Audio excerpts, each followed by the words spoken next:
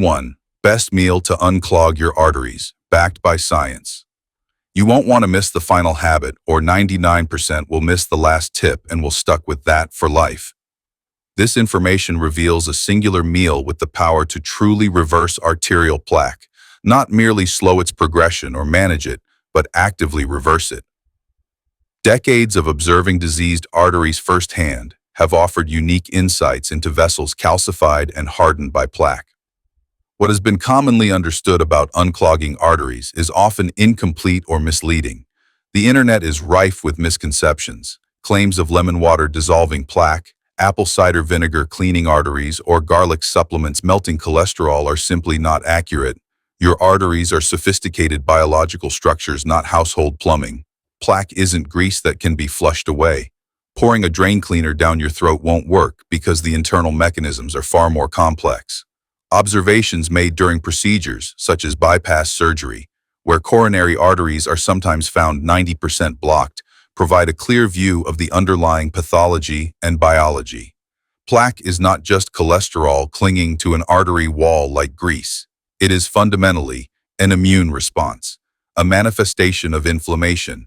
It involves white blood cells attacking oxidized cholesterol trapped within the vessel wall, an internal autoimmune conflict unfolding within the arteries. To effectively reverse this process, it's crucial to grasp its underlying mechanism. Once the true nature of plaque, its formation, and its growth are understood, the specific meal described here becomes evident not as an unconventional health fad, but as a precisely targeted intervention.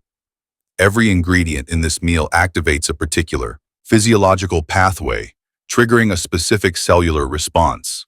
This meal does not simply clean arteries. Rather, it activates reverse cholesterol transport.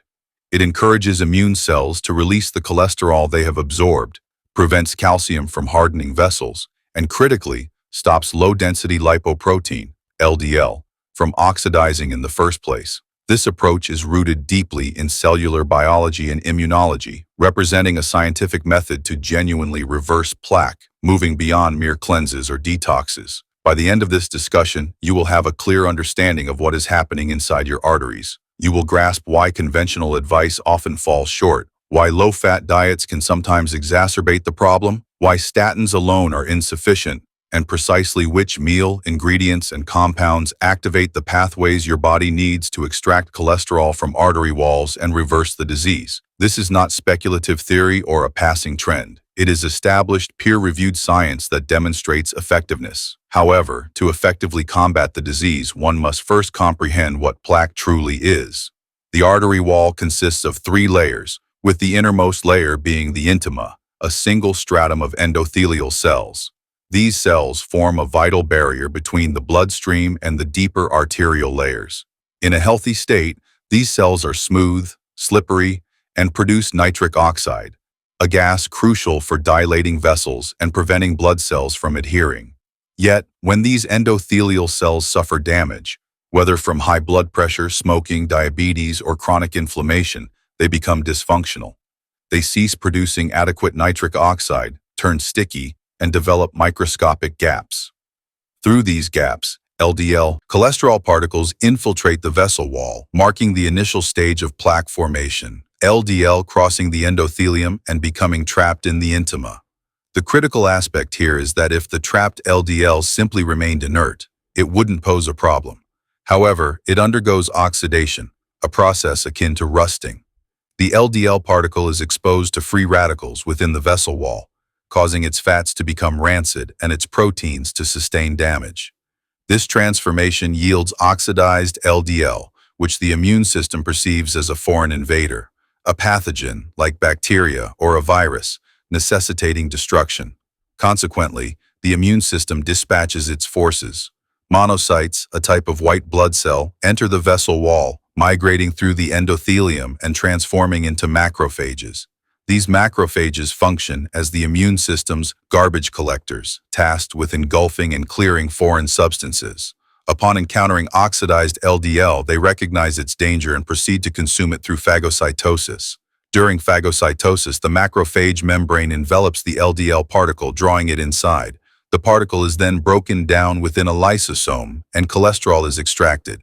It is at this juncture that the problem arises. The macrophage becomes overwhelmed, unable to process the excessive cholesterol. It engorges with lipids, swells, and ultimately transforms into a foam cell, a fat-laden immune cell appearing foamy under a microscope. Foam cells constitute the very foundation of plaque, representing the earliest visible manifestation of atherosclerosis. Autopsies of adolescents, for instance, often reveal fatty streaks within their arteries, yellowish lines composed of millions of clustered foam cells, indicating the disease has already begun. Tragically, these foam cells are initially attempting to be helpful, trying to clear the oxidized LDL and protect the body. However, they become trapped, unable to exit the vessel wall or transport the cholesterol back out. Consequently, they accumulate, bloated, compromised, and eventually die. Upon their demise, they rupture, spilling their contents, cholesterol crystals, inflammatory molecules, and enzymes, into the vessel wall. This debris further intensifies inflammation, recruiting more immune cells and macrophages, leading to the formation of additional foam cells, and thus, plaque expansion. Over a span of years and even decades, this process persists. The plaque grows, encroaching upon the artery's lumen and constricting the channel through which blood flows, eventually causing symptoms such as chest pain, shortness of breath, or leg cramping during exertion. Yet the primary danger isn't merely the narrowing itself, but the risk of plaque rupture. Plaque is not a stable, solid mass of cholesterol. It is a dynamic, inflamed lesion characterized by a thin, fibrous cap overlying a core of dead foam cells and cholesterol debris. This cap is inherently fragile, and its rupture causes the contents to spill into the bloodstream. This exposure to tissue factor, a potent clotting signal, instantly triggers the formation of a blood clot, which can occlude the artery and halt blood flow. If this event occurs in the heart, it precipitates a heart attack. In the brain, it leads to a stroke. In the legs, it can result in gangrene. This is the mechanism by which plaque proves fatal, not through gradual narrowing, but by sudden rupture and subsequent clot formation. What is particularly concerning is that the plaques that rupture are not always the largest ones. Occasionally, a plaque that is only 40% or 50% obstructive, one that might not even cause symptoms, can rupture and become deadly. This underscores that size isn't the sole determinant. Composition is paramount. The degree of inflammation within the plaque, the number of dying foam cells, and the thinness of its fibrous cap are crucial factors. This understanding clarifies why standard approaches often fall short. Conventional medical practitioners frequently concentrate on arterial narrowing. They conduct stress tests and angiograms to quantify the extent of blockage. If an artery is more than 70% obstructed, a stent may be inserted to open it. This is often perceived as a solution, yet the underlying plaque remains inflamed, unstable, and prone to rupture. While stenting can alleviate symptoms, it does not reverse the disease process itself. Furthermore, the smaller plaques, those only 30% or 40% occlusive, are often left untreated because they are not deemed severe enough for stenting. These seemingly less significant plaques can be the ones that ultimately prove fatal, continuing to grow, inflame, and await rupture without intervention. Therefore, a fundamentally different approach is necessary. The goal should not simply be to widen the artery, but to stabilize the plaque, or, ideally, to reverse it. This involves actively removing cholesterol from foam cells and the vessel wall, returning it to the bloodstream for transport to the liver and subsequent excretion. This essential process, known as reverse cholesterol transport, is the only proven method to genuinely reverse plaque. The body possesses a natural mechanism for this. High-density lipoprotein, HDL cholesterol, often referred to as good cholesterol. HDL is beneficial primarily because of its function as a transport vehicle. Its role is to collect cholesterol from tissues and deliver it back to the liver.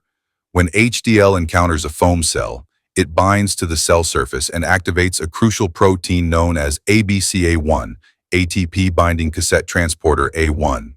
ABCA1 acts like an eject button, actively pumping cholesterol out of the foam cell and onto the HDL particle.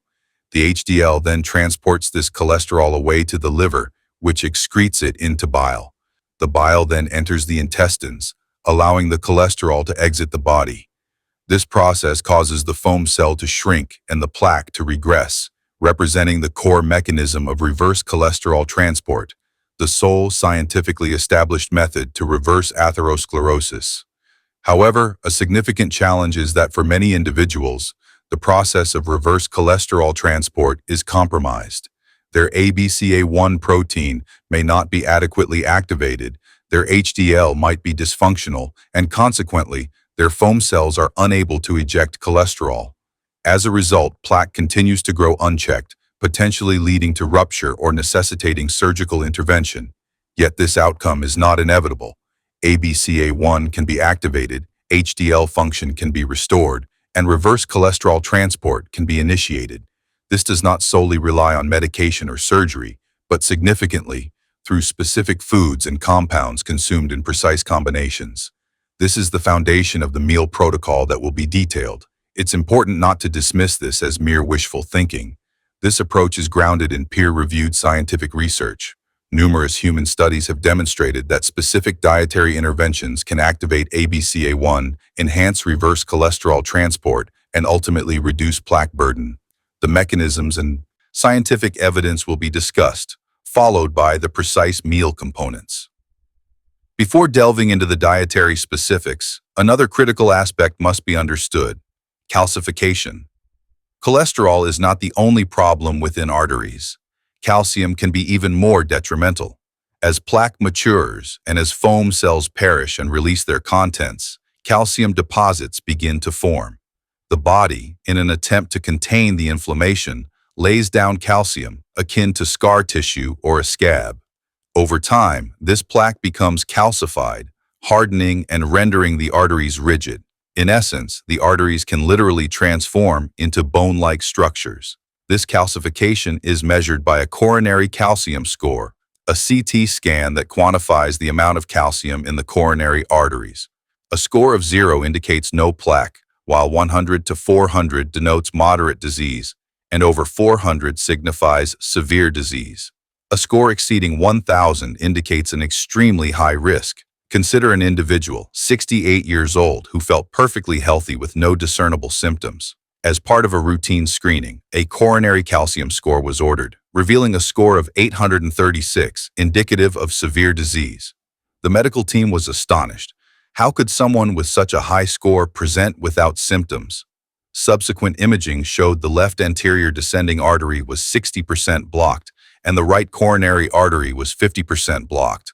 While not severe enough for immediate stenting, these blockages were certainly significant enough to pose a fatal risk if any plaque ruptured. This individual was prescribed a high-dose statin, instructed to follow a low-fat diet, and encouraged to exercise, standard medical advice. The patient diligently adhered to these recommendations, taking the statin daily, avoiding red meat, consuming chicken and fish, and walking every morning. A year later, the calcium score was reevaluated, showing an increase to 981, a rise of 145 points. Despite the statin, diet, and exercise, the plaque was growing and calcifying. The patient was devastated, believing all the right steps had been taken, yet the condition worsened. When seeking further consultation, the angiogram still showed blockages not severe enough for bypass surgery. However, it was clear that without reversing the process, continued plaque growth could lead to severe health consequences within a few years.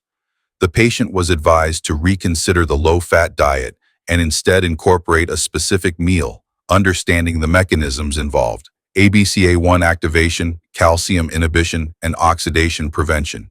Initially, skepticism arose, particularly regarding the suggestion to consume olive oil when prior advice emphasized avoiding fat. The explanation provided was that low-fat diets do not reverse plaque and can even worsen it by lowering HDL, which is essential for activating reverse cholesterol transport and removing cholesterol from arteries. The patient adopted these dietary changes, consuming the prescribed meal every single day without exception. After 18 months, a repeat calcium score showed a significant improvement, decreasing to 922, a reduction of 59 points. The plaque was regressing, calcium was being reabsorbed, and the arteries were showing signs of healing. This individual remains healthy years later, with a current calcium score of 841, still high but consistently declining. The disease is slowly but steadily reversing, and surgical intervention has been avoided. This demonstrates the power of activating the body's intrinsic healing mechanisms. This potential for reversal is what this information aims to provide. Now let's detail the meal. This is not merely a recipe, but a precise protocol. Every single ingredient serves a distinct purpose, activating a specific pathway. Substitutions or omissions of components are not recommended, as the desired results hinge on adhering to the complete regimen. The first essential component is a nitrate donor, ideally arugula or beets, and preferably both. The endothelium, the inner lining of your arteries, is responsible for producing nitric oxide, a pivotal molecule for cardiovascular health. Nitric oxide dilates blood vessels, prevents blood cells from clumping, inhibits smooth muscle proliferation, and guards against plaque formation. However, in individuals with atherosclerosis, nitric oxide production is impaired due to endothelial dysfunction. Without sufficient nitric oxide, blood vessels constrict, blood flow diminishes, and plaque progression accelerates. This deficiency can be rectified through a pathway known as the enterosalivary nitrite-nitric oxide pathway, a significant discovery in cardiovascular physiology from recent decades, yet widely unknown. Here's how it functions. Foods rich in nitrate, such as leafy greens like arugula, spinach, and beets, are consumed. The nitrate is absorbed in the small intestine, enters the bloodstream, and is then concentrated by the salivary glands. Approximately 25% of the blood's nitrate is secreted into saliva. Upon swallowing this saliva, it re-enters the mouth. The crucial step occurs here. The mouth hosts specific bacteria on the tongue and gums containing an enzyme called nitrate reductase. This enzyme converts nitrate into nitrite. When the nitrite is swallowed, it enters the stomach, where stomach acid immediately converts some of it into nitric oxide. The remaining nitrite is absorbed into the bloodstream. Upon reaching the blood vessels, endothelial cells convert it into nitric oxide, leading to vessel dilation, increased blood flow, and restoration of endothelial function. This process is scientifically validated. Studies have shown that consuming beetroot juice, which is rich in nitrate, significantly improves endothelial function within hours. Blood pressure decreases, arterial stiffness is reduced, and blood flow increases, all attributable to nitrate. Crucially, this pathway relies on the presence of these beneficial oral bacteria. Killing these bacteria, for example, through the use of antiseptic mouthwashes like chlorhexidine or Listerine, disrupts this pathway. These products indiscriminately kill bacteria, including the beneficial ones that convert nitrate to nitrite. Research has confirmed this. Individuals using mouthwash twice daily for a week showed a complete cessation of nitric oxide production from beetroot juice, leading to increased blood pressure and worsened endothelial function. Therefore, to restore nitric oxide production and activate this vital pathway, discontinue mouthwash use immediately. Simple brushing and flossing suffice. Avoid eliminating the bacteria essential for arterial health. To achieve optimal results, studies suggest a daily intake of 300 to 500 milliliters of nitrate, which roughly translates to 2 cups of arugula, 1 large beet, or a cup of beetroot juice. Arugula is often preferred for its ease of integration into meals. Use 2 to 3 cups of raw arugula as the base for a large salad. Cooking can diminish nitrate content, so it's best consumed raw. The nitrates will be concentrated by the salivary glands, converted by bacteria, and nitric oxide will subsequently flood your system. Your blood vessels will dilate, blood flow to the heart will increase, and endothelial function will improve. Within hours, you may notice physiological changes: warmer hands and feet, a slight drop in blood pressure, and improved exercise tolerance. This establishes the initial foundation by opening the circulatory pathways. However, merely opening the pathways is insufficient. The garbage must also be removed. This necessitates activating reverse cholesterol transport, specifically by turning on ABCA1. For this, the second crucial component is high phenolic extra virgin olive oil. The distinction of high phenolic is paramount. Olive oil contains oleocanthal, a phenolic compound responsible for the peppery burning sensation often experienced at the back of the throat when tasting high-quality olive oil. Oleocanthal is a potent compound for cardiovascular health, exerting two primary effects. Firstly, it acts as an anti-inflammatory agent, inhibiting COX enzymes, much like ibuprofen does.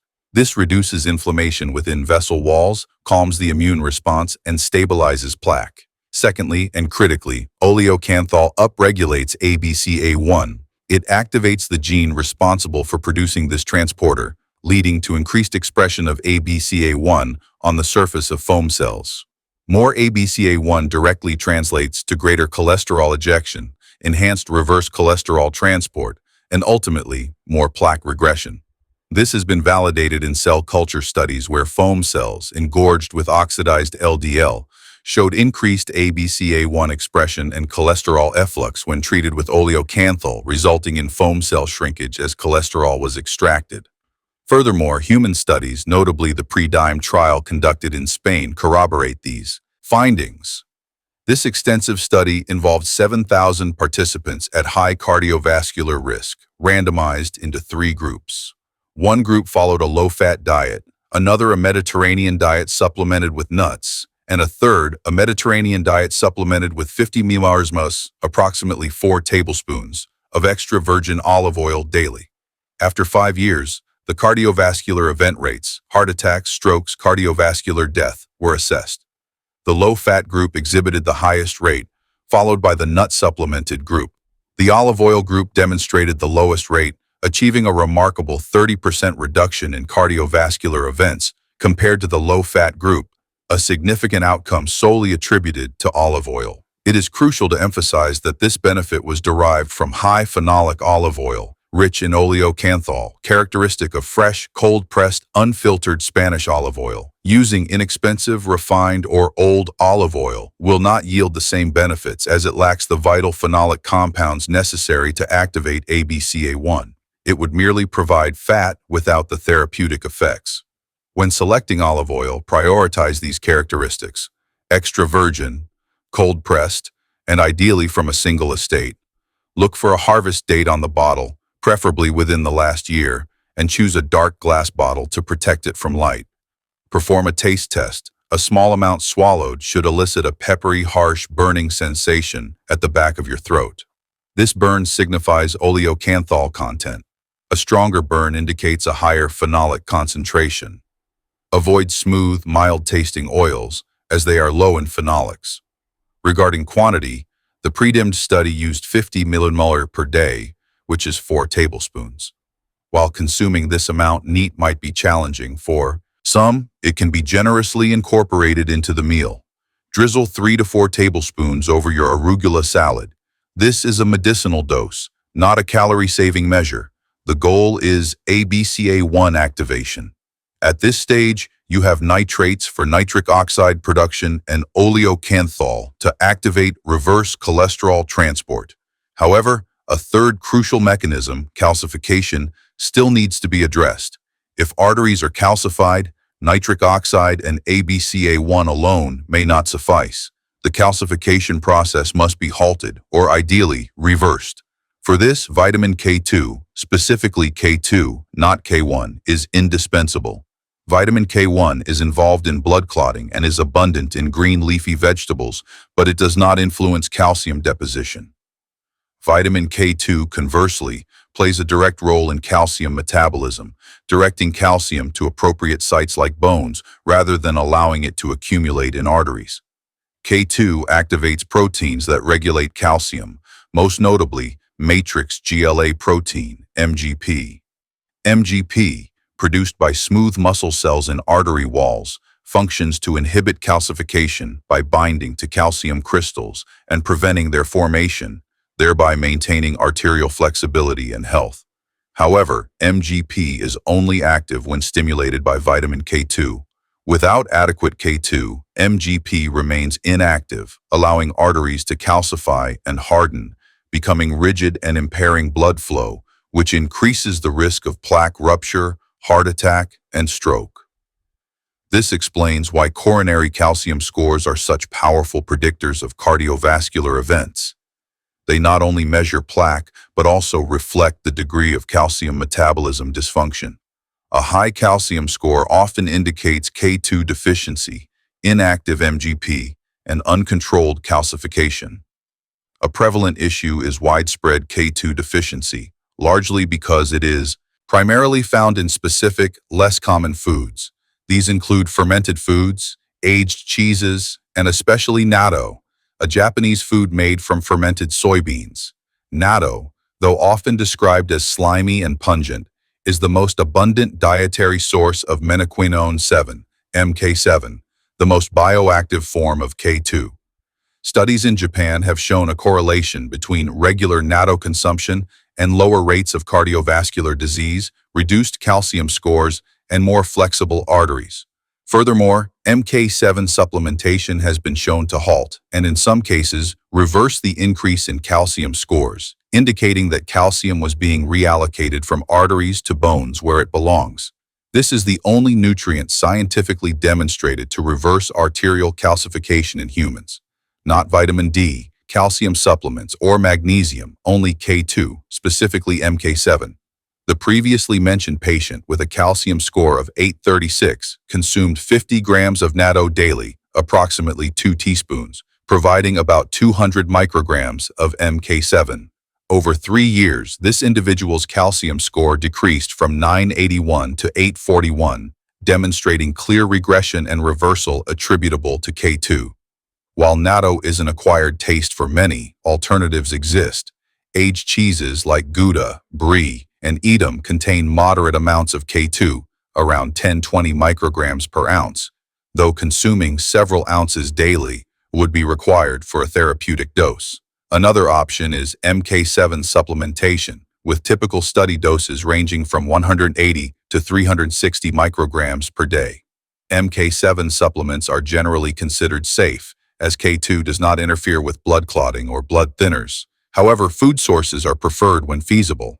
Thus, the third component of this meal is either 50 grams of natto, if tolerable, or approximately 3 ounces of aged Gouda cheese incorporated into the salad, or an MK7 supplement of 180 micrograms taken with the meal. This component activates MGP, preventing calcium deposition in arteries and initiating the removal of existing calcium, thereby enhancing vessel flexibility and stabilizing or reducing the calcium score. Beyond calcium, another crucial factor to address is oxidation. Plaque formation begins when LDL penetrates the endothelium and becomes oxidized. Preventing this initial oxidation can halt the entire cascade. Without oxidized LDL, macrophages do not consume it, foam cells do not form, and plaque cannot develop. The key to preventing LDL oxidation lies in specific antioxidants that directly bind to and protect LDL. Among the most potent are punicolagens, polyphenols found abundantly in pomegranates, particularly in the seeds and the surrounding membranes. Punicolagens possess a unique ability to bind directly to LDL particles, coating them and thereby shielding the fats and proteins within the LDL from attack by free radicals. This prevents LDL oxidation, which in turn means the immune system does not perceive it as foreign. Macrophages do not engulf it, foam cells do not form, and plaque growth is inhibited. Human studies corroborate this. Individuals consuming pomegranate juice for 1 year showed a decrease in carotid intima media thickness, a measure of plaque burden in the carotid arteries, indicating plaque regression. The mechanism identified was a dramatic reduction in LDL oxidation, as the LDL particles became resistant to oxidation due to their coating of punicolagens. Pomegranate also enhances paraoxonase activity. Paraoxonase is an enzyme associated with HDL particles that breaks down oxidized lipids, thereby cleaning up oxidized LDL and protecting the vessel wall from oxidative damage.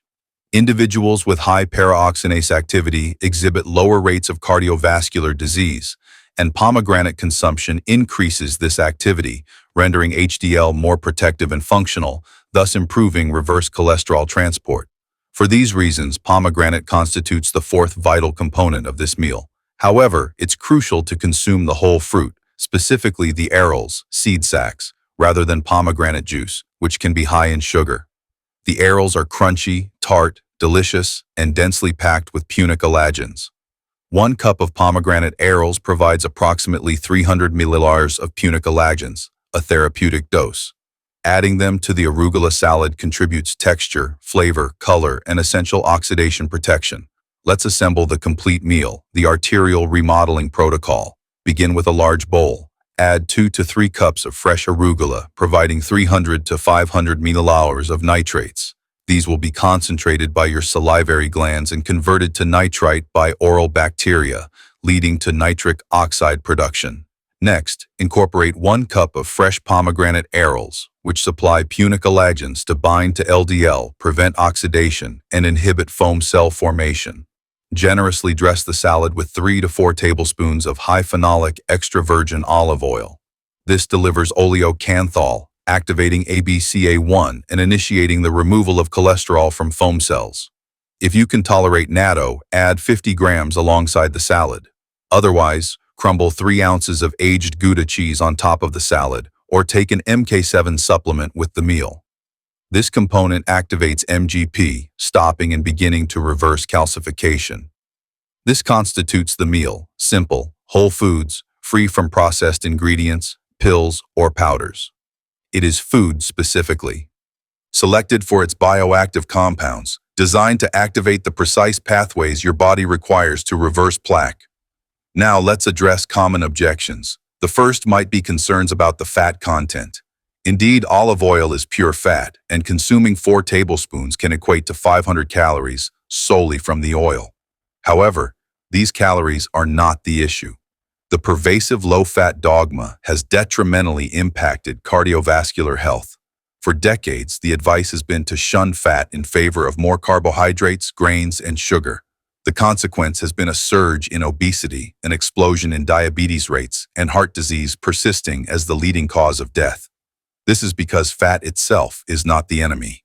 The true culprits are oxidized LDL, inflammation, and dysfunctional HDL. Low-fat diets often exacerbate these problems. Reducing fat intake typically lowers HDL, good cholesterol, impeding reverse cholesterol transport and preventing the removal of cholesterol from foam cells, thus allowing plaque to grow. Low-fat diets can also elevate triglycerides, as the liver converts excess carbohydrates into fats packaged into VLDL, very low-density lipoprotein particles. These particles are more prone to oxidation than LDL, more likely to incite inflammation, and more likely to contribute to plaque formation. Furthermore, low-fat diets tend to increase small, dense LDL particles, the most dangerous type, as they more easily penetrate vessel walls, oxidize readily, and contribute significantly to plaque. Thus, a low-fat, high-carb diet can worsen your lipid profile. Conversely, consuming the right types of fats, such as olive oil and omega-3s, improves lipid profiles. HDL increases, ABCA1 is activated, reverse cholesterol transport is enhanced, triglycerides decrease, and LDL particles become larger and more buoyant, making them less likely to penetrate vessel walls and oxidize. This is precisely why the Mediterranean diet is effective. It is high in fat, up to 40% of calories, but consists of beneficial fats from olive oil, nuts, and fish. Populations adhering to Mediterranean diets exhibit the lowest rates of cardiovascular disease globally, demonstrating that the quality of fat and its metabolic impact are paramount, not merely the quantity of fat. A second objection might be the difficulty of consuming this meal daily, citing concerns about its complexity, cost, or time commitment. However, if reversing plaque is a serious goal, this is not an occasional intervention, this is medicine. Just as one would consistently take a prescribed medication, this meal, by activating pathways often inaccessible to pharmaceuticals, must be consumed daily, without exception. Regarding cost, while high-quality olive oil, pomegranates, and aged cheese can be expensive, consider the far greater costs of a heart attack, bypass surgery, or a lifetime of disability. This meal may cost $10 to $15 per day, $300 to $450 monthly, whereas bypass surgery can cost $100,000 and a heart attack $50,000 if you survive. This meal represents a comparatively inexpensive, vital investment in long-term health. Make it a non-negotiable daily commitment. In terms of time consumption, preparation takes approximately 10 minutes. Wash arugula, de-seed a pomegranate, and drizzle olive oil. If 10 minutes cannot be allocated daily to safeguard one's life, priorities may need reassessment. A third objection might raise past studies showing that antioxidant supplements are ineffective. This is accurate. Isolated synthetic antioxidant pills, such as vitamin E, vitamin C, or beta-carotene supplements, have, in large-scale studies, failed to reduce cardiovascular events, and some even showed increased mortality. However, this discussion focuses on whole foods, not isolated supplements. Whole foods contain thousands of compounds that act synergistically. Pomegranates, for instance, contain not just one, but dozens of antioxidants including polyphenols, anthocyanins, and tannins. These compounds interact, exerting effects beyond simple antioxidation, such as gene activation, inflammation modulation, and interaction with gut bacteria, complex benefits that cannot be replicated by a single pill. This fundamental difference explains why food-based interventions succeed where supplement-based ones often fail. The compounds in whole foods are bioavailable, presented in their correct forms, delivered with cofactors that enhance absorption, and metabolized by gut bacteria into active metabolites. A pomegranate is not equivalent to a vitamin C pill. It is a complex pharmacy of hundreds of compounds with overlapping synergistic effects, which is why it yields results. A fourth objection may involve current medical recommendations, such as taking statins, and whether they are sufficient. Statins effectively lower LDL cholesterol, reducing its presence in the bloodstream, which can slow plaque growth and potentially stabilize existing plaque. However, statins do not reverse plaque. They do not activate ABCA1, enhance reverse cholesterol transport, remove cholesterol from foam cells, halt calcification, or prevent LDL oxidation. They primarily reduce a numerical value. While lowering LDL is crucial, and existing statin prescriptions should not be discontinued without medical advice, statins alone are insufficient. The previously mentioned patient on a high-dose statin with LDL levels at 70 still experienced an increase in calcium score because the statin did not address the underlying mechanisms of reverse cholesterol transport or calcification. A combined approach, where statins lower LDL and diet activates the critical pathways, is necessary for true efficacy. To ensure this protocol is effective, objective monitoring is essential, moving beyond subjective feelings. A baseline calcium score should be obtained, followed by a repeat scan in 18 to 24 months. A stable or decreasing score indicates progress, while an increase suggests that adjustments are needed. An advanced lipid panel beyond just total cholesterol and LDL is also crucial. This panel should include LDL particle number and size, HDL particle number, apolipoprotein B, ApoB, and lipoprotein A. These markers provide a detailed picture of what is actually happening. Ideal targets include an LDL particle number below 1,000, large buoyant LDL particles, a high HDL particle number, and ApoB below 80. A carotid ultrasound measuring intima media thickness, plaque burden in the carotid arteries, should be performed at baseline and annually, aiming for decreased or stable thickness. Finally, a high-sensitivity C-reactive protein, HCRP test measures inflammation with an ideal target below 1.0 mg per liter and optimally below 0.5. Elevated levels indicate systemic inflammation that requires attention. While these tests incur costs, they provide invaluable data, objective proof of the protocol's effectiveness or guidance for necessary adjustments. Regarding common medical practice, it's worth considering why this information may not be standard care. Medical education traditionally focuses on prescribing medications and performing procedures rather than extensively covering nutrition or the intricate cellular mechanisms involved. The typical medical school curriculum offers minimal nutrition education, often theoretical biochemistry rather than practical application of how food impacts gene expression, activates transporters, or restores endothelial function. Post-medical school, during residency and fellowship, nutrition training is often absent. Medical professionals learn to treat existing disease rather than primarily focusing on prevention or reversal, often being taught that atherosclerosis is a chronic, progressive condition managed with statins, stents, or bypass surgery, but not reversed. Yet, existing research, including early studies, has demonstrated that intensive lifestyle interventions can indeed reverse coronary artery disease, showing plaque regression and symptom resolution. These peer-reviewed studies, published in respected journals, are often overlooked. One contributing factor is the economic model. Lifestyle interventions involving natural foods cannot be patented or command high prices, unlike pharmaceuticals. Research and medical education are heavily influenced by funding from pharmaceutical companies, which naturally prioritize interventions involving their products. Consequently, medical professionals are often guided by protocols that emphasize statins and low-fat diets, reflecting what they have been taught and what current guidelines endorse. They may not be aware of specific mechanisms like ABCA1 or MGP or comprehensive dietary studies, not due to lack of intellect, but due to systemic gaps in their training and the time constraints of demanding clinical practice. This framework means that individuals who wish to actively reverse disease must become self-educated, understanding the underlying mechanisms and taking personal control of their health. To maximize effectiveness, here are precise details. For arugula, source it fresh. While conventional arugula may have higher nitrate content due to nitrogen fertilizers, organic options avoid pesticides.